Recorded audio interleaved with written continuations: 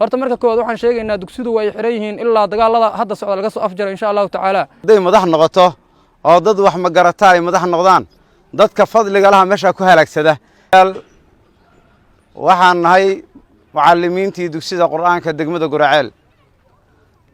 qaarkood ayaa nahay waxaan naga mid ah mudarrisiintii magaalada Guraceel qaarkood ayaa naga mid ah intii kalena waa nagu fakaro magaaladii joogan waxaan halkan isugu nimid inaan noqono mashaayikhda micigooda inaan ahaano ilaa ilaahay aan amray subxaanahu wa tacaala oo na yiri ya ayuha alladina aamanuu ittaqullaha wa kunuu maca saadiqiin kuwa iimaanka laho ilaahay iyo rasuulka rumeeyana oo ilaahay ka cabsada dadka saadiqiinta micigooda ahaada ayaa ilaahay na yiri subxaanahu wa tacaala dadka ahlu iimaanka amarkaas ilaahay siiyay annagoo qaadanayna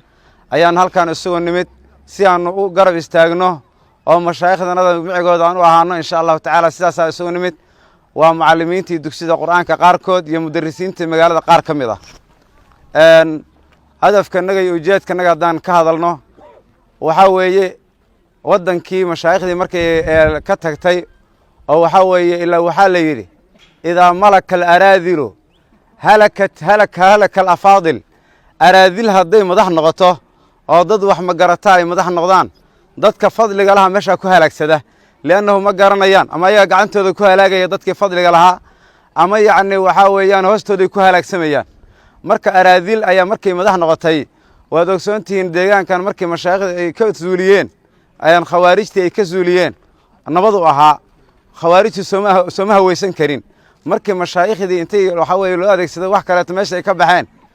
khawaarijti waas ka timid in doorkii Guraceel dadka laga safriyo ayay gaartay magaalooyinka deegaanada u dhow dhanna ay ayaga xukumaan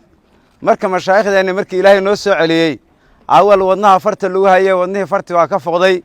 waxaanu garab taaganahay mashaayikhdanada hadafkanaguna waa la dagaalanka khawaarijta soo sidaas ma culimo Allah hadafkanagu waa la dagaalanka khawaarijta soo sidaas ma intaasaan isugu nimid insha Allah tacaala waxaan ummadda islaamka u sheegaynaa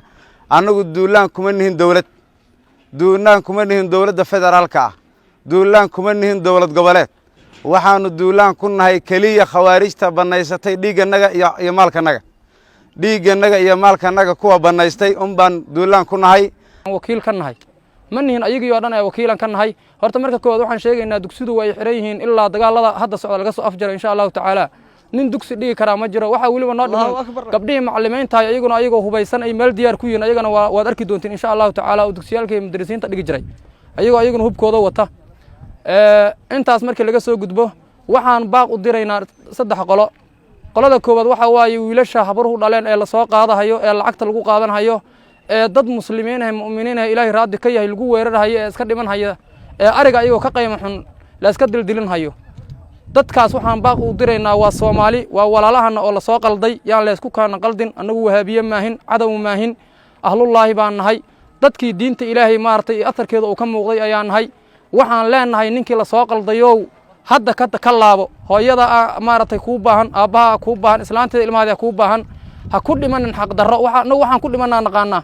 mashaayikhdeena darfaha haysana waxaan rajaynaynaa sida maanta aan garbaha isu haysano anagoo isu haysano mashaayikhdeena la socona nabi maxamedna ee iyagu tafaa ku dhagayeen anaguna aan tafaa ku dhagan inaan la soo bixi doono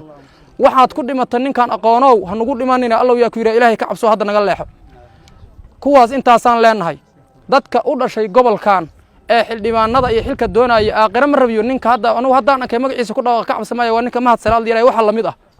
aakhira ma rabtida adduunyada rabtaa ma hado waxaan leeyahay adduunyadaada u turo oo dadka shacabka ah ee aad rabto in la dilo dadkii ku dooro lahaay oo maanta xilku soo dooro lahaay waa dadka aad leedahay la tirtiro habar aad wiilkeedii disho ninkeedii dishay oo aad walaalkeedii dishana wallahi ku dooranin ayadana soo haraysa hadda adigu aad qabtid laakiin sidoo saas maahan Ilaahay ka cabsaan leeyahay